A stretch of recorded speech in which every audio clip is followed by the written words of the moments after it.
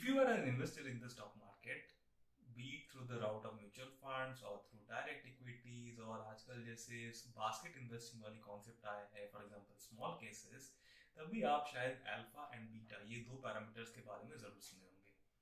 अब ये होता क्या है अल्फा और बीटा? जो ग्रीक लेटर्स है ये अल्फा बीटा गामा, ये हम अपने स्कूल के दिन में फिर कॉलेज के दिन में बहुत सुना करते हैं एंड काफी कॉम्प्लेक्स इक्वेशंस, बहुत सारे algebraic equations, derivatives and all of that ये आते रहते थे। तो जब जब अल्फा बीटा अपने लाइफ में आते थे, हमारा लाइफ हमेशा डिफिकल्ट हुआ करता था।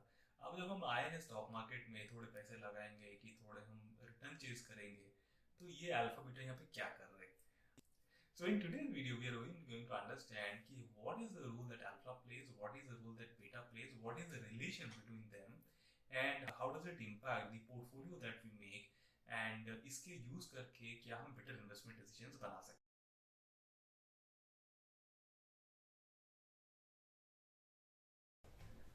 Whenever you are buying anything in the market, you are buying into two things. One is expected return, the other is expected risk.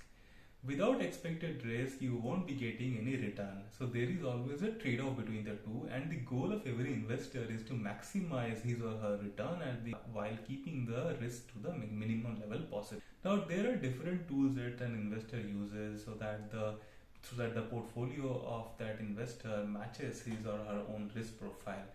So, जब हम रिस्क और रिटर्न के बारे में बात करें यहाँ पे अल्फा और बीटा का क्या रोल, पहले हम रिस्क को देखते हैं because that is something that is more important. ये हम normally it is risk has a very negative connotation और इसको हम यूजुअली इग्नोर कर सकते हैं, एंड जिसके कारण क्या होता है कि अगर आप रिस्क को प्रॉपरली मैनेज नहीं कर पाते तो आपका कैपिटल इरोशन होने का चांसेस है।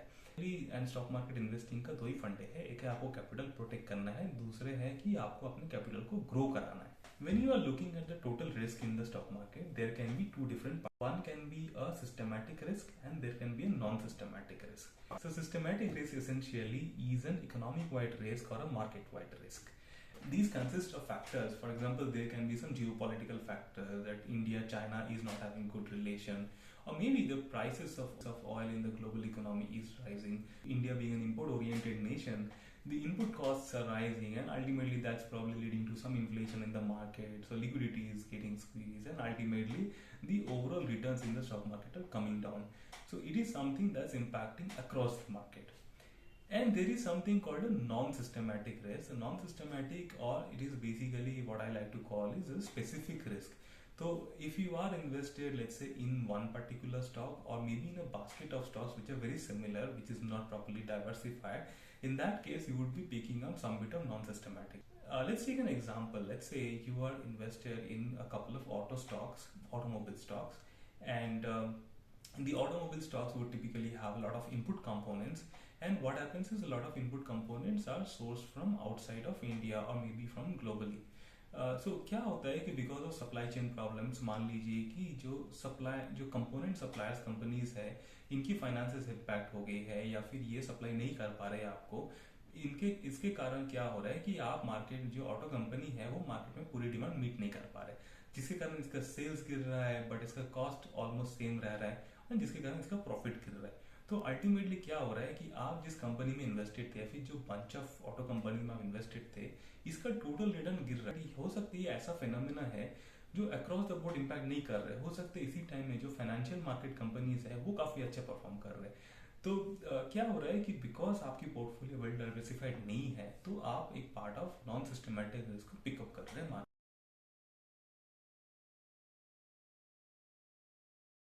So जो बीटा फैक्टर है, beta is something that closely relates to the systematic risk in the market. It represents the overall volatility of your stock or of your fund with respect to the benchmark index. क्या इसका मतलब क्या है? मान लीजिए जो भी हमारा इंडेक्स है, जैसे कि सेंसेक्स हो गया या फिर निफ्टी हो गया, इसका because it's a well diversified portfolio, तो इसमें क्या होता है, जो बीटा वैल्यू माना जाता है 1 है। तो अगर बीटा वैल्यू यहाँ पे 1 है एंड आप एक स्टॉक या आप एक फंड ओन करते हैं जिसका मान लीजिए कि बीटा वैल्यू 1.2 है, तो यहाँ पे क्या होगा, जब मार्केट मान लीजिए 10% मूव करते हैं तो आपका जो स्टॉक या फंड है ये 10 multiplied by beta value that is 12% यहाँ मूव करेगा। तो ये मूव आपका पॉजिटिव डायरेक्शन में भी हो सकता है, नेगेटिव डायरेक्शन में भी हो सकता है।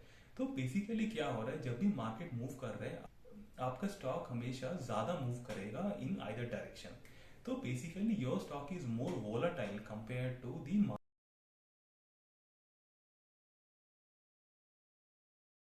ओके, ये हो गया बीटा। अब हम देखते हैं कि अल्फा क्या है।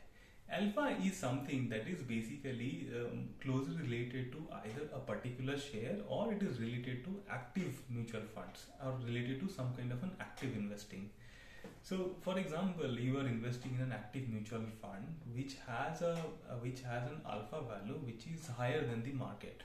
So, a well diversified portfolio again will have a value of alpha at around zero. When you have any kind of passive funds, then these also will have an alpha almost close to zero. But when you are investing in an active fund, what you are trying to do is you are trying to gain the market, or you are trying to gain returns which are more than the index or the benchmark is giving you. So alpha is nothing but the additional return that a fund manager or a broker can generate over and above the benchmark. इसका मतलब क्या है? जैसे कि मान लीजिए आप मान लीजिए कोई बेंचमार्क को पकड़ लीजिए, जैसे कि सेंसेक्स हो गया, फिर निफ्टी हो गया। इसका जो अल्फा है, क्योंकि ये वेल डाइवर्सिफाइड पोर्टफोलियो है, तो इसका वैल्यू होगा जीरो। अगर आप कोई एक्टिव म्यूचुअल फंड में या फिर कोई शेयर खरीदते हैं, तब क्या होगा, इसका जो अल्फा वैल्यू है ये आइदर पॉजिटिव होगा और नेगेटिव होगा। अब जो फंड मैनेजर है उसका हमेशा रोल क्या है, his goal is to try to maximize the returns, और इसके लिए they also charge some amount from you in the form of expense ratio mutual funds और some other kind of charges. अगर आपकी फंड या stock की alpha value zero से ज्यादा है, दैट इज पॉजिटिव रीजन में है, इसका मतलब ये इंडिकेट करता है कि आपका जो फंड है ये ओवर परफॉर्मिंग या better performing than the index है। बट अगर आपकी फंड की alpha value is less than zero, that is in the negative zone, then ये इंडिकेट करता है कि your fund is under performing and you should pull your money out of this fund and put it into something else which has a positive alpha. But क्यों, मतलब why would you chase alpha? Let us look at this equation on the screen. What we are seeing in this equation is y equal to alpha plus beta multiplied by x plus some small number. So what is this? So y is essentially the performance or the return, the total returns that you are getting. Alpha is the additional return over and above the market return that your fund manager is giving you. Beta is a measure of volatility of the stock or a relative movement of the stock with respect to the benchmark, and x is the market return, and finally epsilon is some parameter that results due to some unpredictable factors. So essentially आपका जो return है that is equal to alpha plus beta x. तो जितना आपका alpha ज्यादा होगा and positive zone में होगा, उतना आपको ज्यादा रिटर्न मिलेगा। सिमिलरली अगर आपका बीटा ज्यादा होता है देन आपको ज्यादा रिटर्न मिलेगा, but at the same time जब भी आपका बीटा ज्यादा हो रहा है तो आप ज्यादा रिस्क भी उठा रहे हैं मार्केट से। तो बेसिकली आप देख सकते हैं, अगर आपको मार्केट में आप इन्वेस्ट जो कर रहे हैं उसमें आपको ज्यादा रिटर्न चाहिए बट आपको रिस्क कम चाहिए, तो in that case you have to invest in a stock which has high alpha और रिलेटिवली ग्रेटर अल्फा, बट जिसका बीटा वैल्यू काफी कम हो, क्योंकि आप जो बीटा से आप वॉलेटिलिटी को कंट्रोल कर रहे हैं and at the same time आप ये भी देख रहे हैं कि इतना भी कम नहीं हो कि आपका रिटर्न ही पूरा गिर जाए। अगर आपको ये वीडियो पसंद आता है, अगर आपको लगता है कि आपके स्टॉक मार्केट इन्वेस्टिंग में कुछ वैल्यू ऐड करता है, आपको बेटर इन्वेस्टमेंट डिसीजन बनाने में हेल्प करता है, then please press a thumbs up, press the like button, and if you are new to this channel then आप सब्सक्राइब बटन भी जरूर प्रेस करिए ताकि आपको फर्दर अपडेट्स मिलता रहे चैनल से।